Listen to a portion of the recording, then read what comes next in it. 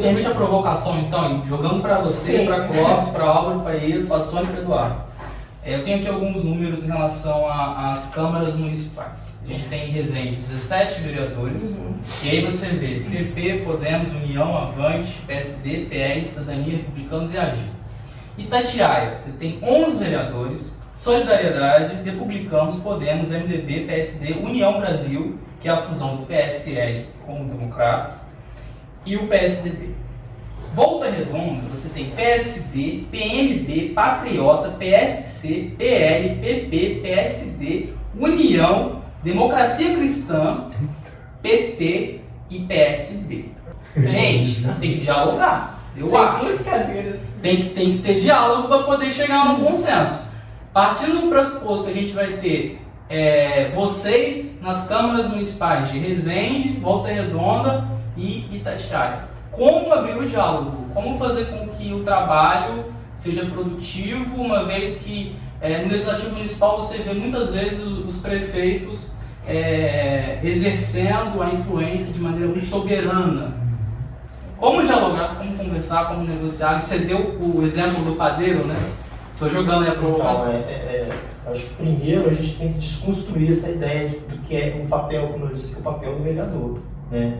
Muita gente entende o vereador como aquele cara que vai resolver o problema da rua dele. O vereador ele tem um papel muito maior do que esse. Além de fiscalizar o que o executivo faz, ele tem ele faz as legislações também. Então, você está falando sobre diálogo, né? O diálogo entre os partidos. A proposta sua é essa? Não, eu estou jogando a provocação de que uma vez que eleitos, vocês nas câmaras municipais vão querer representar, fazer valer quem os elegeu. Provavelmente serão minoria. Como abrir um diálogo com essas pessoas? De que forma fazer o diálogo, de forma negociar, de forma fazer Eu gosto muito de uma frase. Política é igual feijão. Só funciona na pressão. O Lula foi minoria no Congresso nos seus 2 primeiros mandatos. A Dilma foi minoria no Congresso nos seus 2 mandatos. Lula conta com a fidelidade de apenas 100 deputados. Mas esse cerco da direita ao Congresso, que é onde nasce o clientelismo, né? O clientelismo nasceu antes do Brasil aqui, né? Importado de uma maneira, porque o capitão donatário era um favor, né? Era um cara da nobreza que o rei dava. O donatário dava sesmaria para o cara fazenda, também era um favor. Então a gente está dentro desse clientelismo, que é esse pacto de governadores, deputados, que é histórico, secular no Brasil. Isso só se quebra com a pressão organizada da sociedade. O que eu estou te mostrando é que, nos últimos anos, apesar da esquerda ter governado minoria, políticas públicas importantes foram votadas e efetivadas, mesmo no centro da minoria. O mais recente, eu vou falar assim rápido, a aprovação do Fundeb, que levou 10 anos para ser conseguida, e se conseguiu dentro de um governo reacionário com um Congresso conservador. Por quê? Porque teve pressão popular. Sim. Porque teve a mídia alternativa colocando esse debate para a sociedade aderindo a esse debate.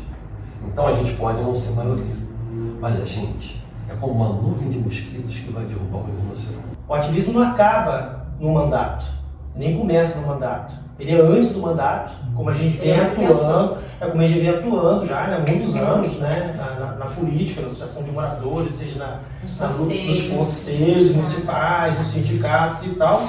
E ele vai para além disso. O mandato, na verdade, ele ajuda a gente a reforçar e a retroalimentar, né, e ajudar o movimento social. E através do movimento social, através, primeiro, dessa educação política, né, você ensinar para as pessoas, eu estava falando, qual o papel do vereador. As pessoas têm que entender o papel do vereador. E tudo que você for decidir de importante numa Câmara, você tem que fazer uma mobilização popular. Ter pessoas lá assistindo aquela sessão para que te apoiem ali naquele momento.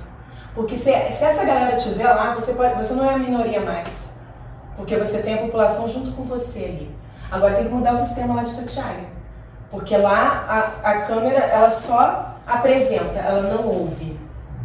E se você for olhar a função do vereador, ele tem que ouvir o povo. Mas lá você tem que entrar calado e sair mudo. Sim. Álvaro? Então, é justamente essa visão, né, de que a gente...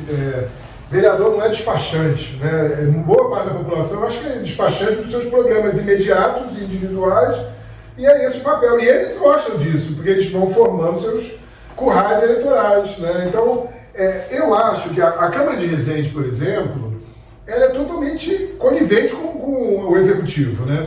Hoje, por interesses, e até por ser segundo mandato, quando o prefeito não pode se reeleger e tal, uma parte se deslocou para a oposição, entre aspas, mas tem traços de fascismo tanto quanto ele, né, o atual prefeito. E agora tem uma candidatura dita de oposição que está aí se colocando, mas que quem está liderando essa frente de oposição era o líder do governo até o outro dia. E era no mesmo partido que hoje está o prefeito até o outro dia. Porque é o caminho mais fácil para os vereadores, né? A grande maioria, se não é totalidade, dizem até que esse vereador que hoje se diz de oposição tem cargos na prefeitura. É a forma que o Poder Executivo... E só para concluir, a Câmara tem instrumentos de participação popular que eles não exploram. Existe audiência pública na Câmara de Resende. Quantos vereadores? Existe a possibilidade do mandato promover gabinetes itinerantes nas comunidades e nas periferias, nos distritos. Existe aquela palavra do cidadão. A Câmara de Resende criou isso. Né? Eu não me lembro agora o nome técnico, mas um cidadão inscrito pelo movimento social, representante de uma comunidade, pode ir lá na frente falar e questionar, inclusive, as políticas da Câmara. Então, é isso que a gente pretende, né? É desacralizar aquele espaço se tornar o máximo possível a casa do povo. Porque é isso que eles dizem, que lá é a casa do povo. Mas não é. É a casa da elite e a casa do Poder Executivo. Vamos dizer assim, é o puxadinho da prefeitura, a Câmara Municipal de Resende, né? Como eu acredito que seja nas outras cidades. Resende são 17 vereadores, Itatiaia são 11, Volta Redonda 21. A minha pergunta vai ser sobre diálogo. E eu queria a resposta sim ou não. Fabiola, dá para ter diálogo dentro da Câmara? Hoje não. Clóvis? Hoje não. Álvaro? Não, hoje não. Inclusive tem um vereador lá que defende tortura. Então, assim, o negócio fica complicado. De jeito nenhum. Não existe. De jeito nenhum. Eu vou divertir. Por favor. Por favor. A política é a arte do diálogo. Por favor. A política é construir pontes. E acho que nesse ponto a gente tem que saber, né, diferenciar o alcance dos instrumentos que a gente tem. Na política é o diálogo, é a legalidade. São os únicos caminhos.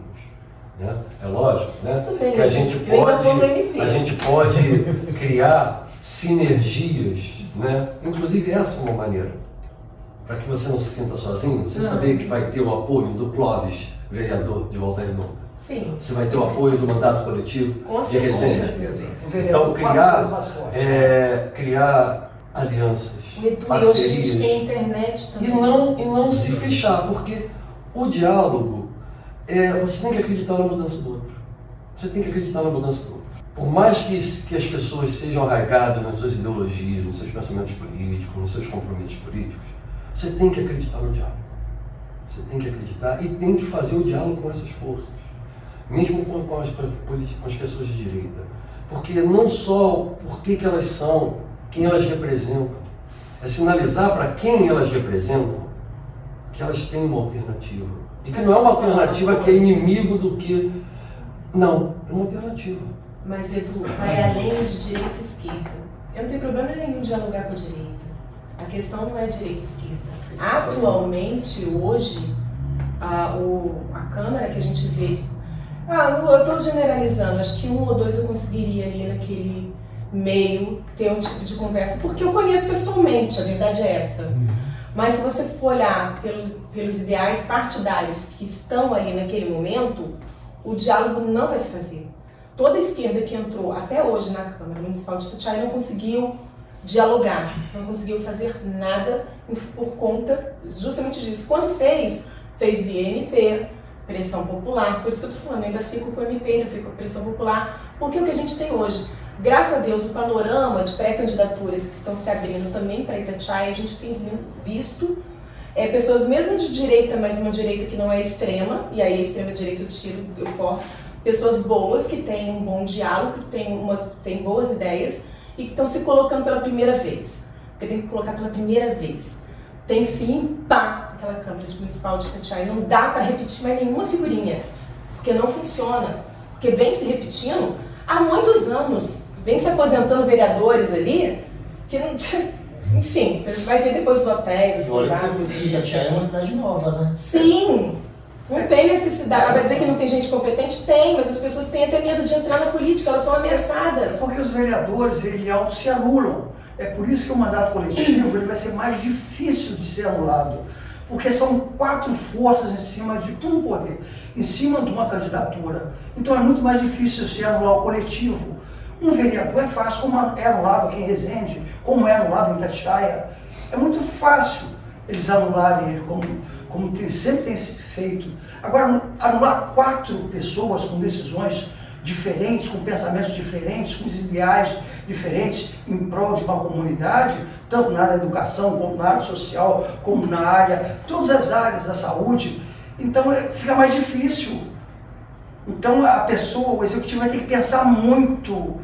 Poxa, esse vereador, eu não posso ele anular porque ele não está sozinho, ele tem mais 4 vozes ativas com ele, entendeu? Isso é muito importante para a gente, é fazer um super vereador, um super cargo para combater esse mecanismo lá dentro. Muitas Quer vezes dizer, fica isolado é o- ali dentro, né? E aí você o bate o vírus. desânimo. A gente tem um outro vai caso. perdendo força. Sim, mas essa foi a minha pergunta em relação a essa pluralidade partidária que não chega a ser plural, né? E de que forma construir ali dentro uma articulação, um diálogo, para que realmente seja levado à frente as pautas consideradas prioritárias por vocês. O que nos diferencia, quando você fala diálogo assim, é porque a gente tem atrás a maioria da população. Porque eles, apesar de serem maioria no parlamento, eles não representam a maioria da população. Sim. Porque eles se elegeram através do poder econômico. Entendi. Que infelizmente é a democracia brasileira, que ela é pautada, esse tipo de democracia representativa, né? Ela é pautada pelo poder econômico. Então, assim,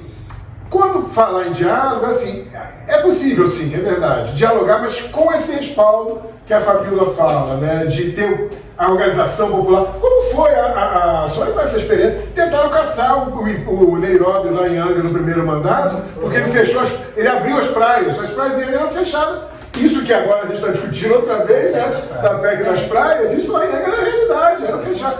E aí a elite tentou dar o impeachment no Nairobi. Nairobi mobilizou a população foi para a praça e não passou o impeachment, apesar Ou seja, dá para fazer. Entendeu?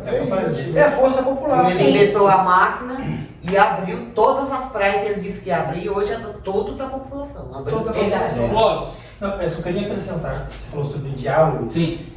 a Fabiola falou sobre direita, extrema-direita. Essa eleição, né, desse ano, ela é uma eleição ímpar, diferente de todas. Por quê?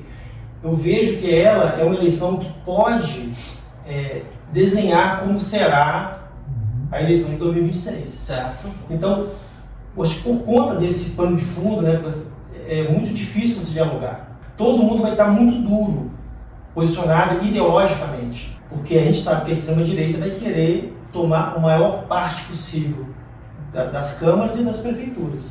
Então, a gente não pode esquecer disso. Se fosse num outro momento, talvez até fosse um outro panorama. Temos algumas opiniões divergentes aqui na roda. O Eduardo já colocou algo em outro sentido, né? Mas justo e necessário. Você apresentou um dado que é incontornável.